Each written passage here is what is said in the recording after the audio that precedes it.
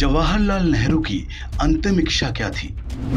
अपनी वसीयत में नेहरू जी ने क्या लिखा था? अपनी अस्थियों का विसर्जन कहाँ चाहते थे नेहरू जी? आधुनिक भारत के जनक, समान अधिकार के प्रणेता, भारत के प्रथम प्रधानमंत्री जवाहरलाल नेहरू को देश याद कर रहा है। नेहरू जी एक ऐसी शख्सियत थे जिन्होंने हर दिल पर राज किया। देश की आज़ादी में उनका योगदान अमिट रहा। ऐसे में आज कई बातें उनसे जुड़ी याद आती हैं। सबसे बड़ी नेहरू की वो वसीयत है जिसमें उन्होंने अपनी अंतिम इच्छा का जिक्र किया था, क्योंकि ऐसी अनोखी वसीयत शायद ही किसी ने लिखी हो।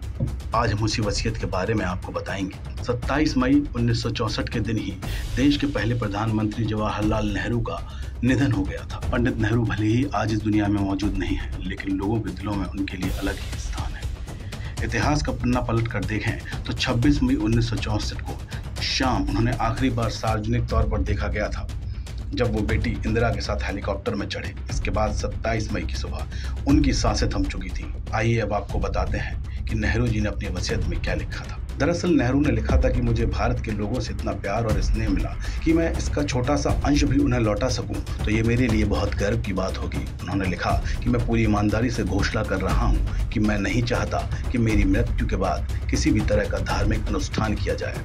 मैं किसी भी अनुष्ठान में विश्वास नहीं रखता, इसलिए मेरी मृत्यु के बाद ऐसा करना वास्तव में पाखंड होगा।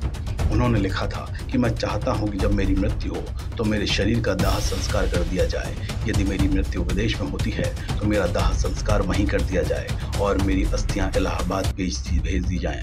इसमें से मुट्ठी भर अस्थियां प्रयागराज के संगम नदी में बहा दो और जो बचे उसे हिंदुस्तान को दामन को चुनते हुए समंदर में जा मिले।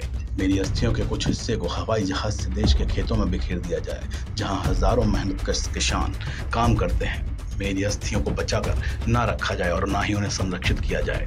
नेहरू की इच्छा के अनुसार ही उनका अंतिम संस्कार किया गया और हवाई जहाज के जरिए देश के कई हिस्सों में उनकी अस्थियां बिखेरी गई। बताया जाता है कि इंदिरा गांधी खुद उनकी अस्थियों को लेकर कश्मीर गई थी। श्रीनगर में वो एक छोटे विमान पर चढ़ी और भारतीय वायुसेना के एक अधिकारी की मदद से उन्होंने उस धरती पर वो सारी अस्थियां बिखेर दी जहां नेहरू के पूर्वज का जन्म हुआ था और जिसको नेहरू बहुत प्यार करते थे। बाकी अस्थियों को भारतीय वायुसेना के विमानों ने सभी राज्यों की उस धरती पर बिखेर दिया जहां भारत के किसान काम कर रहे थे। ब्यूरो रिपोर्ट, कालखंड।